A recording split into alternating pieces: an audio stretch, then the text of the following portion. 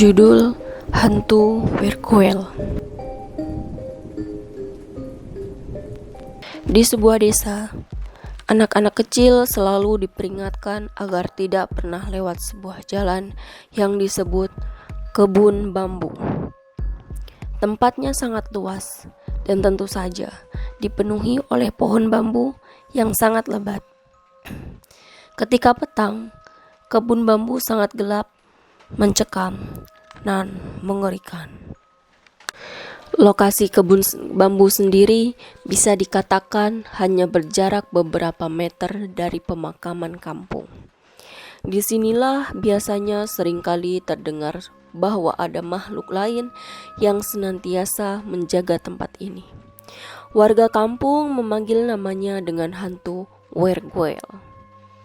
Konon, bila melewati kebun bambu, seringkali terdengar suara krek, krek, krek, layaknya suara bambu yang bergesek ditiup angin.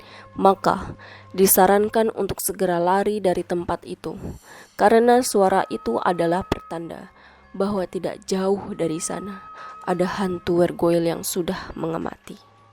Ceritanya dimulai dari sini. Waktu itu, ada seorang anak kecil yang bernama Aldi.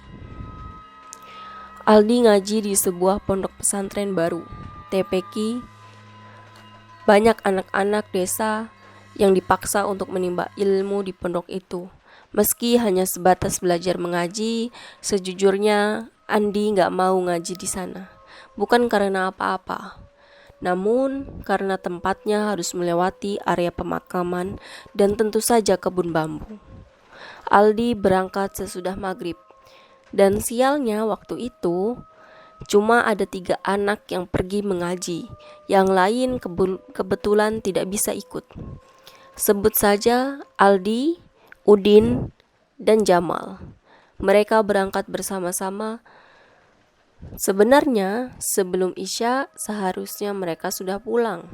Namun karena terkendala sesuatu, akhirnya mereka baru bisa pulang pukul 9 malam. Setelah bersiap pulang, tidak lupa di tangan mereka ada obor sebagai penerangan jalan. Melewati area pemakaman bikin Aldi gak nyaman. Berkali-kali Aldi bilang permisi meski di dalam hati. Gak cuma Aldi, Jamal dan Udin pun sama. Mereka semua tidak mau memandang area pemakaman yang selalu tercium aroma melati. Ketika sudah sedikit berjalan jauh dan meninggalkan area pemakaman, maka tibalah mereka di kebun bambu. Benar saja, baru saja menginjakkan kaki di kebun bambu, angin dingin seperti berhembus begitu saja, membuat api di obor mereka perlahan bergoyang. Lalu tiba-tiba mereka semua mendengarnya. Krek, krek, krek. Mereka berpandangan satu sama lain, tahu akan apa yang menimpa mereka. Tanpa pikir panjang, Aldi langsung melihat ke sana kemari, bersiap mengambil ancang-ancang untuk segera meninggalkan tempat ini. Udin yang pertama lari, diikuti Jamal, dan terakhir Aldi. Entah apa yang Aldi pikirin, malam itu jauh lebih gelap dari biasanya. Aldi lari tanpa memperdulikan sandal yang terlepas dari kaki Aldi. Sandal bisa dicari besok hari, tapi kalau nyawa, kemana Aldi harus mencari? Udin dan Jamal sudah menghilang dari pandangan Aldi. Memang sial betul Aldi ini.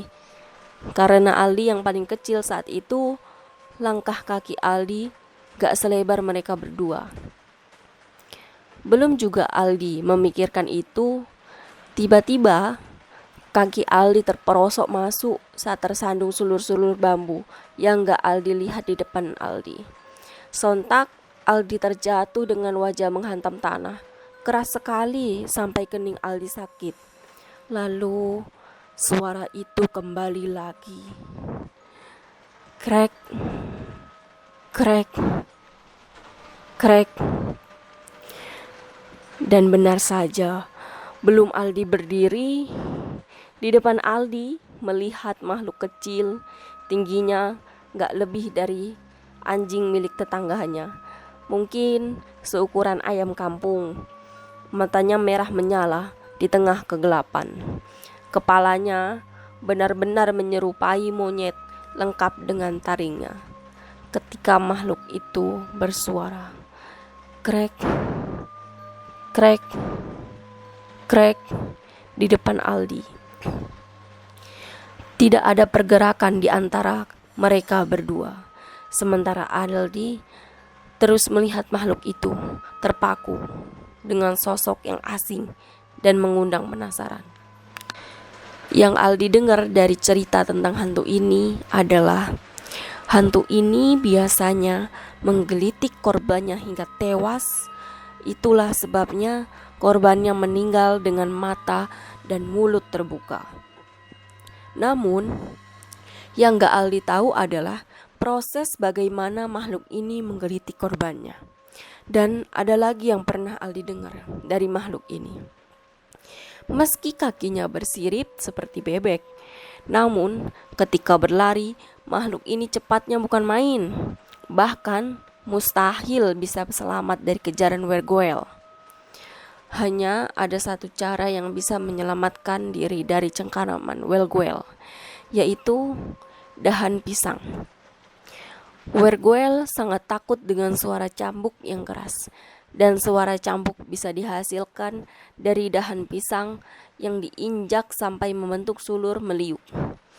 Sehingga ketika dilecutkan di tanah, maka suaranya menyerupai suara cambuk yang menggelegar.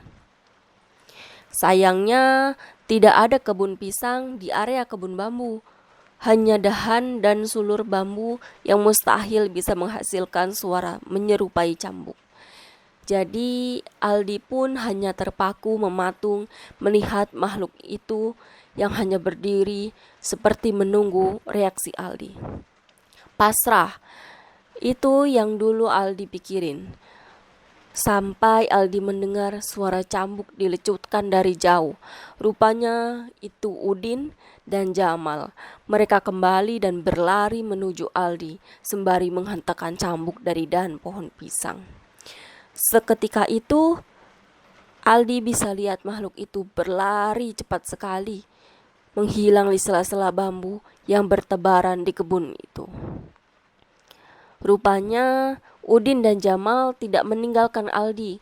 Saat mendengar suara Wergoel, mereka sudah diperingatkan.